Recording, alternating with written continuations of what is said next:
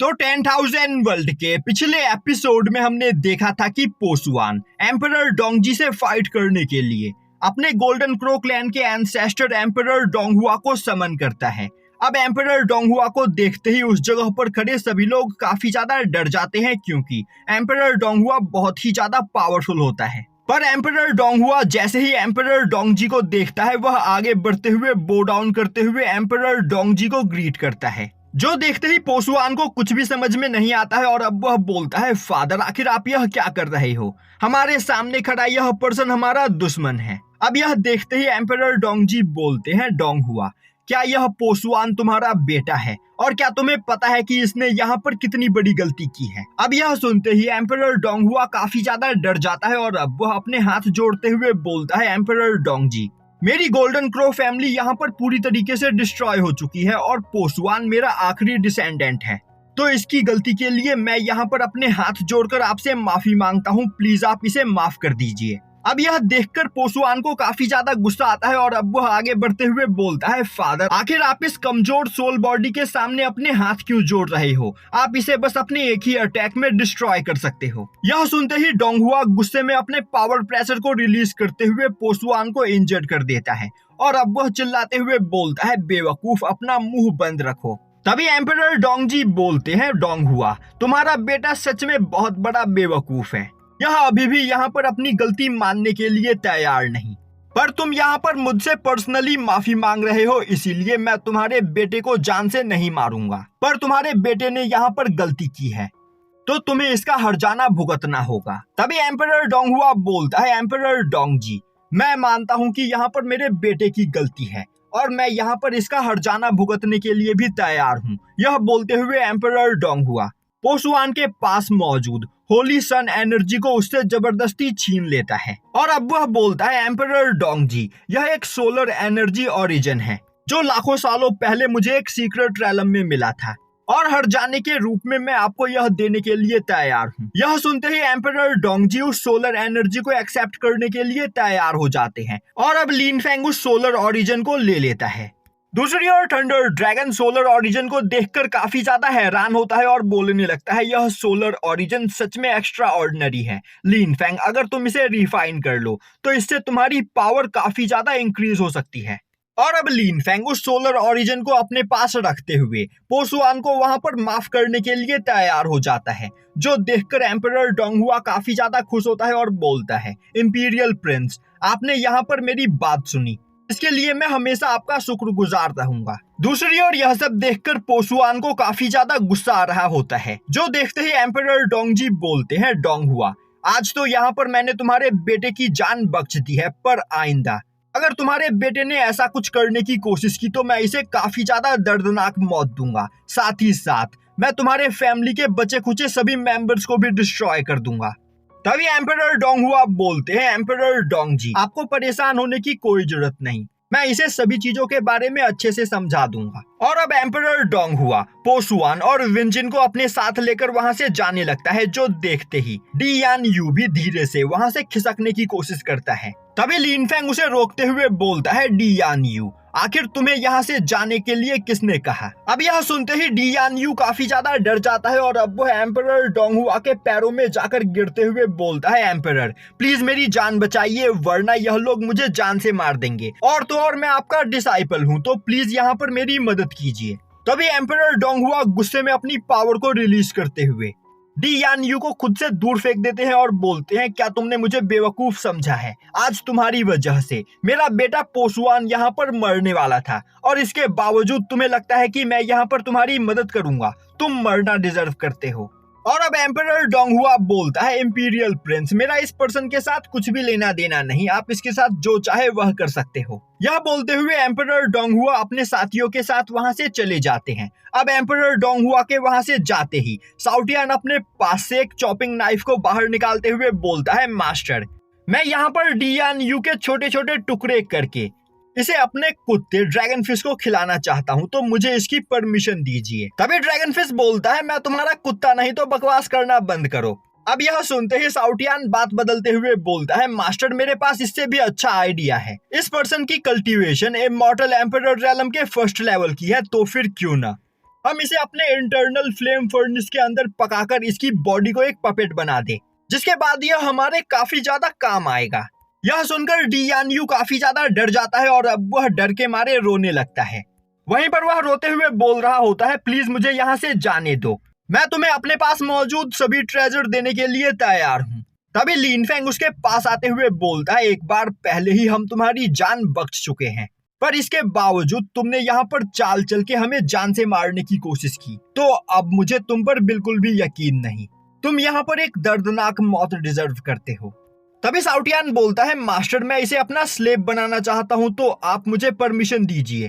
तभी thunder dragon आगे आते हुए बोलता है, इसकी कल्टीवेशन बस इमॉर्टल एम्परर रैलम के फर्स्ट लेवल की है, तो अगर तुम इसे एक पपेट में कन्वर्ट कर देते हो तो इसकी कल्टीवेशन डिक्रीज होकर बस सुप्रीम गॉड एम्परर रैलम की रह जाएगी। तो यहाँ पर इसे पपेट बनाने का कोई फायदा नहीं, क्योंकि फ्यूचर में हमारे अपोनेंट्स और भी ज्यादा पावरफुल बनने वाले हैं। क्यों ना हम इसकी बॉडी को यहाँ पर रिफाइन कर ले, जिससे हमारी पावर इंक्रीज हो सकती है। और तो और इसकी बॉडी के अंदर फ्लेम लॉ है, अगर मैं इसे रिफाइन कर लेता हूँ तो मैं जेट बटरफ्लाई को यहाँ पर रिपेयर कर सकता हूँ। यह बोलते हुए थंडर ड्रैगन एक ही झटके में डी यान यू को उस जगह पर खा जाता है। अब डी यान यू को खाने के बाद थंडर ड्रैगन की पावर वहाँ पर और भी ज्यादा बढ़ जाती है, जो देखकर थंडर ड्रैगन काफी ज्यादा खुश होता है।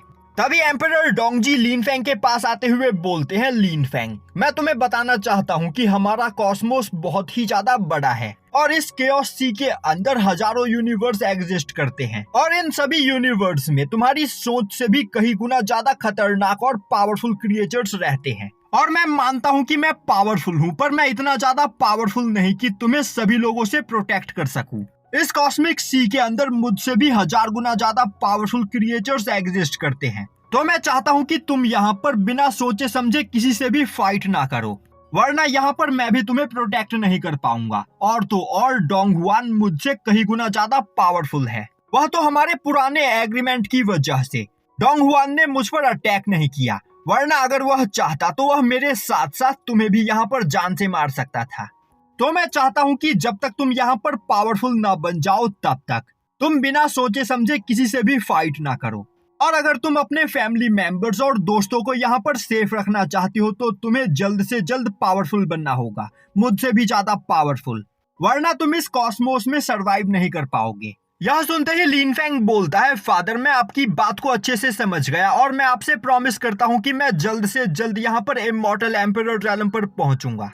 जो सुनकर एम्परर डोंगजी काफी ज्यादा खुश होते हैं और बोलते हैं, इमॉर्टल एम्परर रैलम पर जैसे ही तुम पहुंचोगे तुम्हें यहाँ पर मुझसे मिलने का मौका मिलेगा, तो जल्द से जल्द इमॉर्टल एम्परर रैलम पर पहुंचने की कोशिश करो। यह बोलते हुए एम्परर डोंगजी वहां से गायब हो जाते हैं। अब एम्परर डोंगजी के वहां से जाते ही लीन फेंग काफी ज्यादा थकान महसूस करता है, क्योंकि एम्परर डोंगजी की सोल को समन करने में उसकी काफी ज्यादा सोल एनर्जी खर्च हो चुकी होती है, जो देखते ही वह अपने पास से एक बॉटल सोल लिक्विड निकालते हुए वहां पर पीता है, जिससे उसकी सोल एनर्जी रिकवर हो सके। दूसरी ओर पैट्रियार्क जाओहुआ और यानजी आपस में बात करते हुए बोल रही होती है, एम्परर डोंगहुआ एक बहुत ही ज्यादा पावरफुल डीमन एम्परर है, पर लीन फेंग के फादर एम्परर डोंगजी को देखकर एम्परर डोंगहुआ की हालत खराब हो गई थी। तो आखिर लीन फेंग के फादर एम्परर डोंगजी कितने ज्यादा पावरफुल है। अब यह सुनते ही साउटियान बोलता है, मेरे मास्टर के फादर सच में ऑसम है, और तो और मेरे हिसाब से वह हमारे यूनिवर्स के तीसरे सबसे ज्यादा पावरफुल कल्टीवेटर है। यहाँ तक कि ट्रांसेंडेंटल रैलम के कल्टीवेटर्स भी एम्परर डोंगजी से फाइट करने से डरते हैं। तभी बाईहोंग आगे आते हुए बोलती है, टाइम वेस्ट करना बंद करो, हमें और ज्यादा देर इस जगह पर नहीं रुकना चाहिए, हमें जल्द से जल्द इमॉर्टल फिनिक्स के इनहेरिटेंस को कलेक्ट करके यहाँ से निकलना होगा, वरना हमारे लिए काफी बड़ी प्रॉब्लम्स क्रिएट हो सकती है। यह सुनते ही साउटियान अपने इमॉर्टल फिनिक्स टोकन का यूज करते हुए इमॉर्टल फिनिक्स सोल को समन करते हुए वहां से आगे जाने के रास्ते के बारे में पता करता है, और अब सभी लोग उस इमॉर्टल फिनिक्स सोल को फॉलो करते हुए वहां से आगे जाने लगते हैं। दूसरी ओर एम्परर डोंगहुआ बोसुआन और विंजिन को अपने साथ लेकर एक जगह पर पहुंचता है। वहीं पर पोसुआन अभी भी काफी ज्यादा गुस्से में होता है और बोल रहा होता है, फादर उस पर्सन की सोल बॉडी बस इमॉर्टल एम्परर रैलम के 6th लेवल पर थी, अगर आप चाहते तो बस अपने एक ही अटैक में उस सोल बॉडी को डिस्ट्रॉय कर सकते थे, तो आखिर आपने उसके सामने हाथ जोड़कर उससे माफी क्यों मांगी। आपकी cultivation half step of transcendental realm की है, अगर आप चाहते तो वहां पर मौजूद सभी लोगों को जान से मार सकते थे, पर आपने उस पर्सन को देखते ही उसके सामने सरेंडर कर दिया। आखिर इस जगह पर चल क्या रहा है? तभी एम्परर डोंगहुआ गुस्से में पोसुआन के ऊपर अटैक करते हुए उसे दूर फेंक देते हैं और बोलते हैं, बेवकूफ, क्या तुम्हें पता भी है कि तुमने यहाँ पर क्या किया है? अब एम्परर डोंगहुआ को सीरियस देखकर विंजिन परेशान हो जाता है और बोलता है, मास्टर, क्या वह पर्सन कोई बिग शॉट था? आखिर इस जगह पर चल क्या रहा है? क्या आप डिटेल में हमें इस बारे में बता सकते हो? तभी एम्परर डोंगहुआ बोलता है, बेवकूफ हो, वह पर्सन कोई और नहीं बल्कि एम्परर डोंगजी था। और एम्परर डोंगजी के सामने ट्रांसेंडेंटल रैलम के कल्टीवेटर्स भी सर उठाने की हिम्मत नहीं करते हैं। आज से लाखों साल पहले जब हमारा क्वीन युआन यूनिवर्स कोलैप्स हो गया और हमारे क्वीन युआन यूनिवर्स के छोटे मोटे टुकड़े सुआन युआन यूनिवर्स के साथ आकर मर्ज हो गए, तब क्वीन युआन यूनिवर्स के डीमंस ने यह फैसला किया था कि वह सुआन युआन यूनिवर्स के ऊपर अटैक करते हुए पूरे सुआन युआन यूनिवर्स के ऊपर कब्जा कर लेंगे। और तब लाखों की संख्या में डीमंस ने एक साथ मिलकर सुआन युआन यूनिवर्स के ऊपर अटैक किया। उन्हें पूरा यकीन था कि उन्हें कोई भी नहीं रोक सकता है, क्योंकि उनके साथ half step of transcendental realm के कई सारे डीमन जनरल्स थे। तभी अचानक से उनके सामने एक सोल बॉडी अपीयर हुई और उस सोल बॉडी ने अपने एक ही अटैक में सभी डीमन जनरल्स का सफाया कर दिया। यह सुनते ही पोसुआन काफी ज्यादा हैरान होता है और बोलता है, तो आप कहना चाहते हो कि उस कल्टीवेटर ने बस अपने एक ही अटैक में half step of transcendental realm पर मौजूद हजारों डीमन को जान से मार दिया? क्या सुआन युआन यूनिवर्स के कल्टीवेटर सच में इतने ज्यादा पावरफुल है? और क्या इस स्लॉटर को देखकर सुआन युआन यूनिवर्स के यूनिवर्स गॉड ने कोई भी कदम नहीं उठाया? तभी एम्परर डोंगहुआ बोलता है, उस दिन हमारे सामने जो कल्टीवेटर खड़ा था उसके नाम से सुआन युआन यूनिवर्स का यूनिवर्स गॉड भी डरता था। यह सुनते ही विंजिन हैरान होते हुए बोलता है, आखिर वह पर्सन था कौन? अब एम्परर डोंगहुआ उसे बताता है कि वह पर्सन इतना ज्यादा खतरनाक था कि हम उससे नजरें भी नहीं मिला पा रहे थे, और उस पर्सन ने हमारे डार्क एंस्ट्रल गॉड को भी एक ही अटैक में जान से मार दिया। मेरी कल्टीवेशन उस टाइम पर ट्रांसेंडेंटल रैलम के 4th लेवल की हुआ करती थी, पर जैसे ही उस पर्सन ने मेरी ओर देखा मेरी पूरी बॉडी फ्रीज हो गई, मैं अपनी जगह से हिल नहीं पा रहा था। अब इस बारे में सुनते ही पोसुआन वहां पर डर के मारे थर-थर कांपने लगता है और बोलता है, फादर, आखिर वह पर्सन था कौन? तभी एम्परर डोंगहुआ थर-थर कांपते हुए बोलता है, वह पर्सन कोई और नहीं बल्कि एम्परर डोंगजी था। उस टाइम पर एम्परर डोंगजी की कल्टीवेशन बस सुप्रीम गॉड एम्परर रैलम के 1st लेवल पर थी, और अपनी उसी कल्टीवेशन के साथ एम्परर डोंगजी ने हजारों ट्रांसेंडेंटल रैलम के कल्टीवेटर्स को जान से मार दिया था। और आज तुम्हारे सामने जिस पर्सन की सोल बॉडी खड़ी थी, जिसके सामने मुझे बो डाउन करना पड़ा, वह पर्सन कोई और नहीं बल्कि उसी एम्परर डोंगजी की सोल बॉडी थी। यह सुनते ही पोसुआन काफी ज्यादा डर जाता है और अब वह वहां पर डर के मारे थर-थर कांपने लगता है। तभी विंजिन बोलता है, मास्टर, क्या आपको पूरा यकीन है आज हम जिस पर्सन से मिले वह पर्सन एम्परर डोंगजी ही था? तभी एम्परर डोंगहुआ बोलते हैं, मैं उस पर्सन को कभी नहीं भूल सकता हूँ। लाखों सालों पहले उस पर्सन ने मेरी हाफ कल्टीवेशन को डिस्ट्रॉय कर दिया था और मुझसे मेरी लॉयल्टी लेने के बाद मुझे जिंदा छोड़ा था। वह पर्सन कोई और नहीं बल्कि एम्परर डोंगजी ही था और मैं उस पर्सन को कभी नहीं भूल सकता हूँ। तभी पोसुआन डरते हुए बोलता है, अगर वह पर्सन आज से लाखों सालों पहले इतना ज्यादा पावरफुल था तो आखिर अभी भी वह इस जगह पर क्या कर रहा है? अब तक उसकी पावर रियल गॉड से भी ज्यादा हो जानी चाहिए थी। एम्परर डोंगहुआ बोलता है, एम्परर डोंगजी एक मिस्टीरियस पर्सन है, वह कब क्या करता है कोई भी नहीं बता सकता है, और मेरे ख्याल से एम्परर डोंगजी के पास जरूर यहाँ पर अपना कोई प्लान है। तो जब तक हम लोग यहाँ पर एम्परर डोंगजी के रास्ते में नहीं आते हैं और एम्परर डोंगजी को अपना दुश्मन नहीं बनाते हैं, तब तक हम सेफ रहेंगे।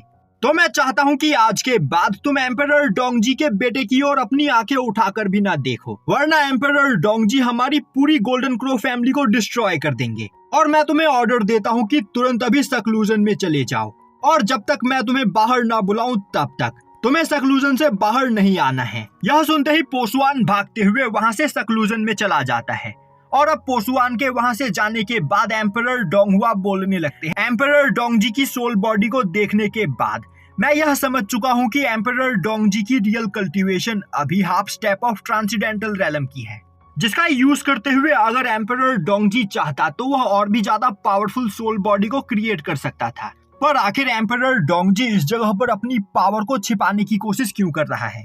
आखिर इस जगह पर एम्परर डोंगजी के दिमाग में चल क्या रहा है और यहीं पर यह एपिसोड खत्म हो जाता है।